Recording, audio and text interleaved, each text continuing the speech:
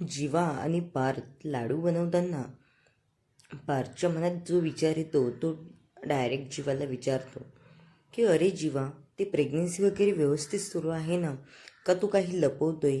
जसं की मागे ॲक्सिडेंटचं लपवलं होतं, तसं काही असेल तर आत्ताच सांग. आता जीवाच्या मनातही प्रश्न येतो की हीच ती वेळ आहे का की आपण पार्थदादाला सगळं सांगू शकतो. इकडे काव्या पण नंदिनीला तोच क्वेश्चन विचारत असते. नंदिनी खाली बसते आणि म्हणते, अगं काव्या, असं काही नाही. अगं मी बोलते बाळासोबत, पण आमच्या वेळा ना थोड्या वेगळ्या आहेत.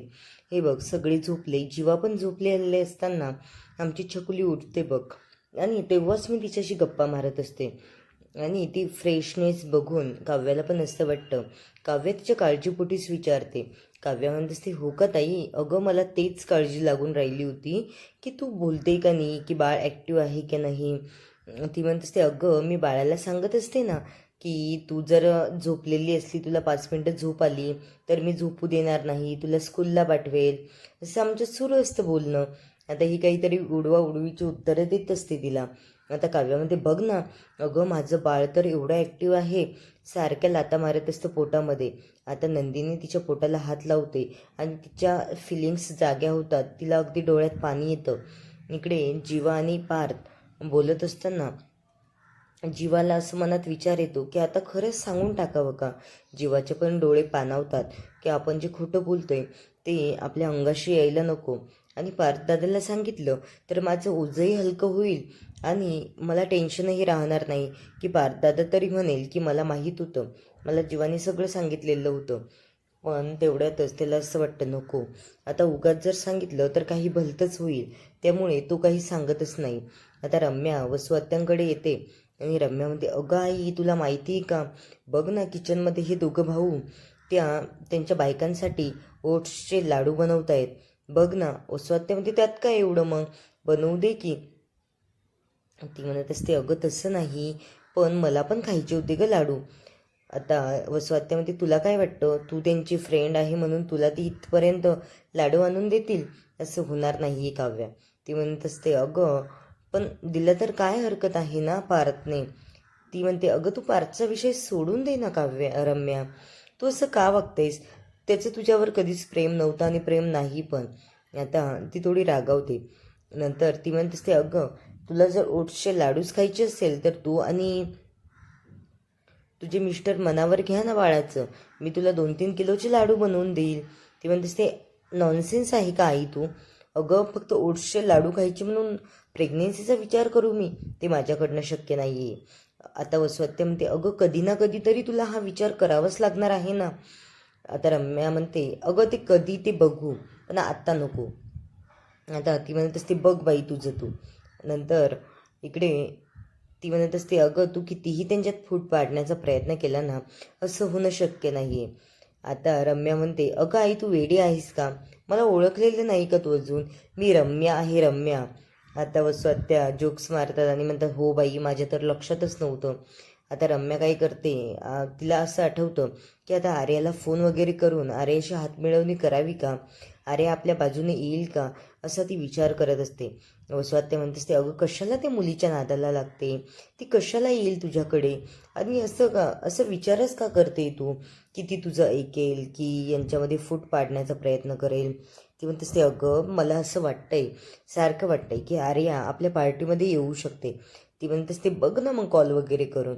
आता वसुहत्या हसून म्हणत असतात, वसुहत्यांना हिचे जोक्स काही आवडत नाही आज, त्या तिला उडवूनच देत असतात. आता रम्या तरी पण काही हार मानत नाही. ती म्हणते, ती एक आयडिया सुचली मला, मी लगेच ना आता आर्याला फोन करते आणि तिला सांगते की अगं तू हे दोघं भावंड नंदिनी आणि काव्यासाठी लाडू बनवत आहेत, तुला जर लाडू खायचे असेल तर मी घेऊन येऊ का तुझ्या घरी, असं बोलतेच. आता वसुहत्यांना म्हणते, अगं कशाला, काय गरज आहे तुला. ती म्हणतेस, ते आई तू गप ग, आणि लावते आर्याला फोन. आता आर्या इकडे निवांत बसलेली असते. रम्या म्हणतेस, ते काय सुरू आहे ग आर्या? आर्या म्हणते, अगं काही नाही, निवांत बसली आहे. ती म्हणतेस, ते अगं तुला सांगायचं होतं, अगं आमच्या घरात बाळंतणीचे डोहाळे पुरवण्याचं काम सुरू आहे. हे दोघं भाऊ मिळून त्यांच्यासाठी ओट्सचे लाडू बनवत आहेत. अगं मला असं वाटलं तुझ्याकडे कुणी नाही ना तिकडे बनवायला, तुला पण काही डोळे लागत असतील, काही खावंसं वाटत असेल तर मी घेऊन येऊ का तुझ्यासाठी लाडू. आता आर्याला पण हे ऑकवर्ड वाटतं थोडं, आणि ती म्हणते नको नको, मी माझे माझे बनवून खाईन. ती म्हणत असते अगं आता तसं नाही ग, अगं तुझ्याकडे आई पण नाही, तुझ्या सोबतीला कुणी नाही आहे, आणि कधीतरी असं वाटतं दुसऱ्यांच्या हाताचं बनवलेलं खावंसं वाटतं ना या दिवसांमध्ये. आता आर्या म्हणते नको नको, तू काही एवढं लोड घेऊ नको, मी माझं माझं बघून घेईल, आणि मला काही लाडू वगैरे खायचे नाही आहे, त्यांना करू दे त्यांच्यासाठी, आणि ठेवते मी आता फोन. आता रम्या म्हणत असते अगं ऐकून तर घे, अशी काय फोन ठेवते. आता आर्या तिकडून फोन ठेवून पण देते. आता वसुहत्या डायरेक्ट हसायलाच लागतात. इकडे रम्याच्या चेहऱ्यावर अगदी 12 वाजलेले असतात. वसुहत्यांना असं वाटतं आता हिची ही पण खिचडी काही शिजली नाही आहे. इकडे जीवा आणि काव्या, मानिनी पण बसलेली असते डायनिंग टेबलवर. रम्या, काव्या आणि नंदिनी पण आलेले असतात लाडू खाण्यासाठी. आता हे दोघे मिळून ते लाडू घेऊन येतात. आता मानिनी म्हणत असते बघा पोरींनो, किती नशीबवान आहात तुम्ही, माझ्या मुलांनी तुमच्यासाठी स्वतः मेहनत घेऊन लाडू बनवले, कुणाचीही मदत न घेता. आता आर्याला माहीत झालेलं असतं, त्यामुळे आर्या लगेच येते आणि म्हणते हाय गाईज. आता नंदिनीचा चेहरा अगदी कसा तरीच होतो आर्याला बघून. तिला आता सारखे आर्याना आवडतच नाही. वसुहत्या आणि रम्या पण आलेले असतात बाहेर, आणि वसुहत्या म्हणतात अगं बाई ही कसं काय आली इथे, हिला तर आपण बोलवलंच नव्हतं ना, ही आपलं नाव तर घेणार नाही ना. रम्या म्हणत असते अगं नाव नाही घेणार, पण ती यांच्यामध्ये लोडबोड करायला आली ना. आता जीवा, मानिनी या दोघींना लाडू भरवायला लागते. तर जीवा आणि पार्थ म्हणत असतो अगं आई तू कशाला मेहनत घेते, आता आमच्याकडून तू लाडू बनवून घेतले तर मग आमच्या बायकांना आम्हालाच खाऊ घालू दे ना. आता आर्याचा चेहरा कसा तरीच होतो. हे नंदिनी आणि काव्याला भरवत असताना तेव्हा ती म्हणत असते अगं आई यांना यांचं करू दे, तू माझी आई आहेस ना, मग तू भरव ना मला लाडू, एरी तुझ्याशिवाय माझं कोण आहे या जगामध्ये. आता मानिनी म्हणते हो ग बाई, आणि तिला मिठी मारते. ती म्हणत असते मी भरवते ना तुला, तू कशाला काळजी करतेस सार्या. आता इकडे रम्या आणि वसुहत्या बघतच असतात यांचा सीन.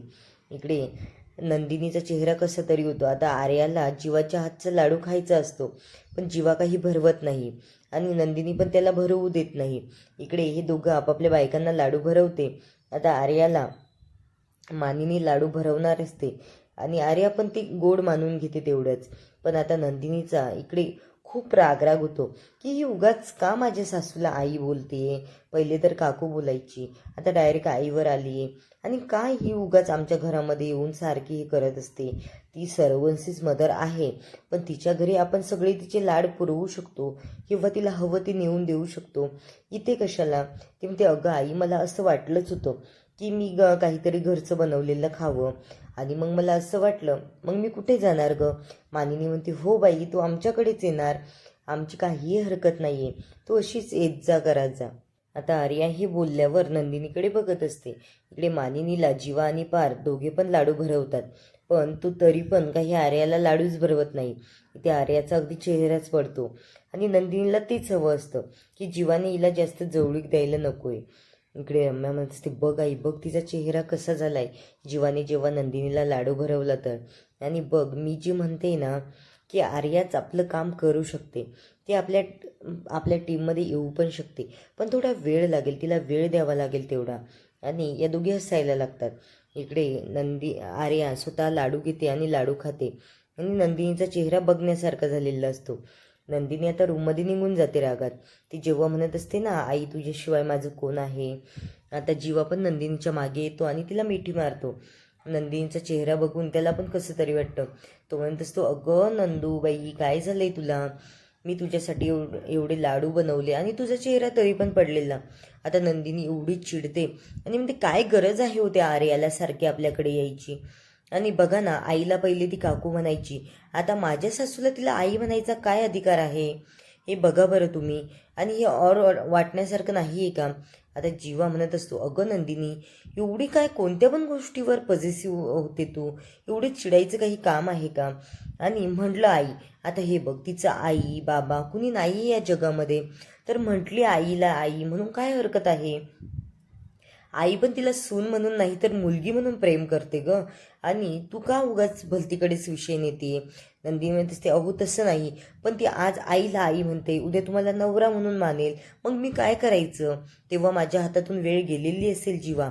आता माझ्या हातामध्ये वेळ आहे तोपर्यंतच मला तुम्हाला प्रत्येक गोष्टीला अडवता येतंय किंवा सांगता येतंय काहीतरी. आता जीवा तिथून निघून जातो. नंदिनी विचारच करत बसते.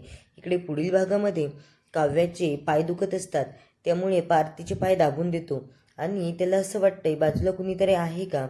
इकडे रम्या आणि स्वात्या बोलत असतात, तेव्हा पार्थ आणि काव्या रोमॅन्टिक होतात थोडे आणि एकमेकांना मिठी मारतात. पार्थ म्हणत असतो, काव्या मला तुमच्याकडून वचन हवंय, मला 7 जन्म अशीच साथ देसाल ना तुम्ही.